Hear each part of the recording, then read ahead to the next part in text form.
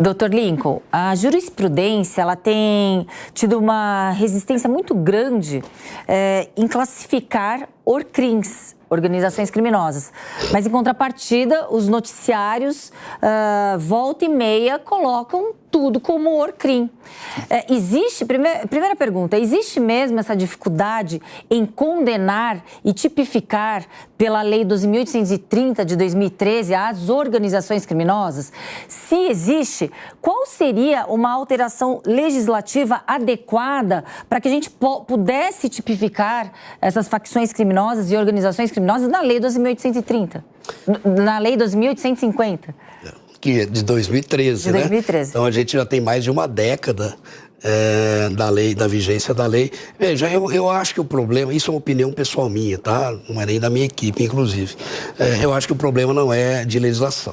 E primeiro, só explique para a nossa audiência o que significaria enquadrar nessa lei de maneira tipificar. didática. O artigo 1º da Lei de Organizações Criminosas coloca de forma muito vaga o que são organizações criminosas. Então, em contrapartida, a jurisprudência tem sido muito resistente ao classificar e condenar quem foi ali, de repente, denunciado por organização criminosa. Por outro lado, não tem havido um desgaste na utilização dessa expressão? Porque a gente organização criminosa tem que ter uma estrutura piramidal, empresarial. Você tem crimes com penas máximas superiores a 4 anos. É muito comum. Então, hoje, qualquer crime que é superior a 4 anos se fala e atrapalha o trabalho do Ministério Público. Quando você vai caracterizar mesmo uma empresa, uma organização como organização criminosa, o que acontece? Já desgastou tanto o tema que...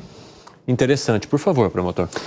Veja, essa é uma constatação. Quando nós fizemos, em 2013, eu acabei coordenando também uma investigação que foi considerada, na época, a maior investigação da história do Ministério Público. Foi uma denúncia contra 175 integrantes do PCC, e lá nós classificamos o PCC como organização criminosa antes mesmo da vigência da lei de organização criminosa. Por quê?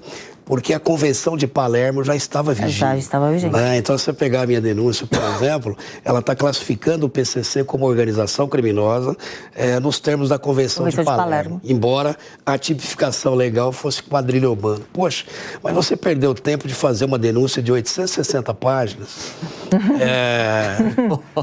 com 175 réus, todos eles com conduta individualizada, inclusive o Marcola. Eu me lembro dessa operação, inclusive com... Todo o organograma, cada um fazia, né? Dissecando o caso. Mas por que nós fizemos isso? Justamente para fornecer ao judiciário o que era o PCC, a organização criminosa PCC. Era muito comum eu ter que fazer uma denúncia do PCC e provar ao Poder Judiciário que o PCC existia, que é um absurdo, né? E como ele funcionava. E, por incrível que pareça, a partir da denúncia de 2013, nós conseguimos...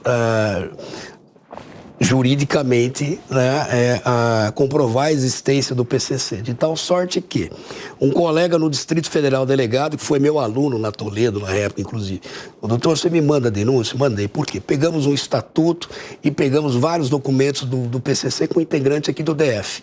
Eu não vou precisar provar que o PCC existe no DF. Olha. Existe o PCC, a organização criminosa. Então, ele juntou na investigação a denúncia, né? E ele juntou a documentação que diz que aquele integrante faz parte de uma organização criminosa. O próprio estatuto do PCC fala, somos uma organização criminosa.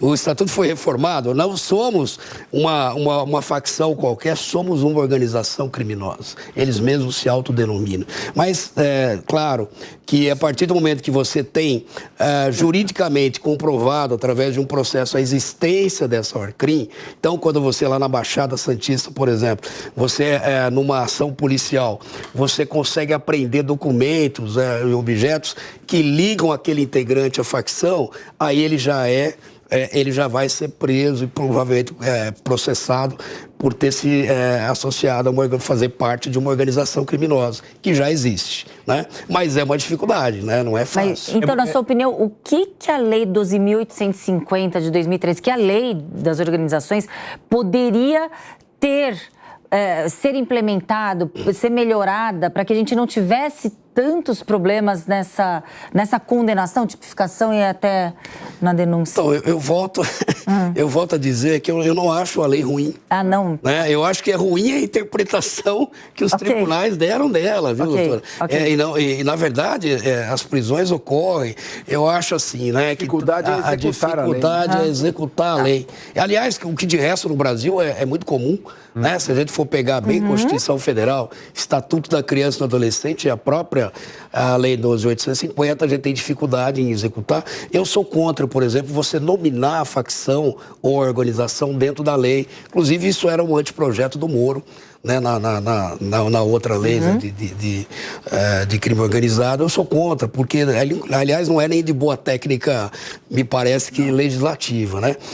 A lei em si, ela não é ruim, doutora. Eu acho que a gente precisa, claro, levar ao judiciário, né, a comprovação. É claro que eu estou falando de PCC, o PCC já é de conhecimento público e notório, mas pode ser uma organização criminosa que existe com outra finalidade, por exemplo, tráfico de pessoas. Né? O próprio jogos, esses jogos apostas ou jogos de azar, a lavagem de dinheiro estruturada hoje, né? Que eles estão se associando também. Eu acho que é por aí, mas a dificuldade me parece que é mais de interpretação e não a nossa, de aplicação da lei. Eu achei muito interessante esse bastidor que o senhor contou de ter que ficar provando todas as vezes nos processos que o PCC existia, e eu me lembro muito das coberturas que a gente fez ao longo dos anos e que foram se transformando também em relação a essa organização, porque lá atrás, quando as autoridades iam falar de algum crime que era remetido ao PCC, o nome da facção em si não era pronunciado. Então, eles falavam facções que atuam dentro e fora dos presídios brasileiros. Quando, na verdade, uma regra, era uma única facção que atuava aqui no estado de São Paulo e que tinha nome.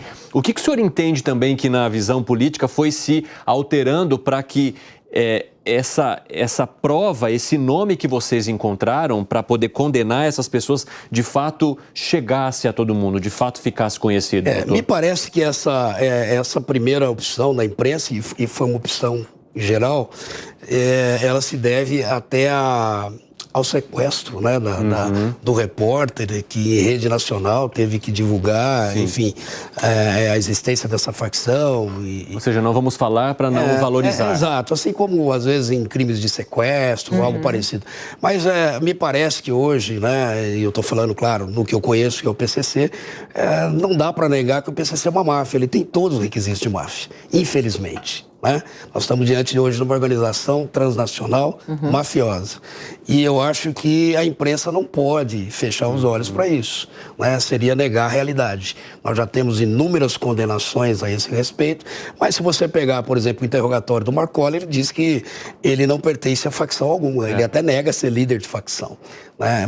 Mas eu acho que a imprensa precisa retratar a realidade, né? A população precisa ter o direito de saber. Eu, inclusive, nos meus processos, eu tenho por hábito pedir o levantamento do sigilo.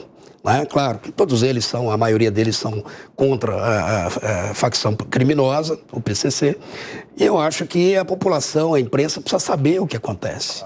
Né? Até para que depois os próprios julgadores e os tribunais também tenham uma possibilidade, até pela imprensa, de saber o que está acontecendo. Porque às vezes você está em Brasília há 20, 30 anos dentro de um gabinete e você fica desconectado com a realidade. Essa que é a situação.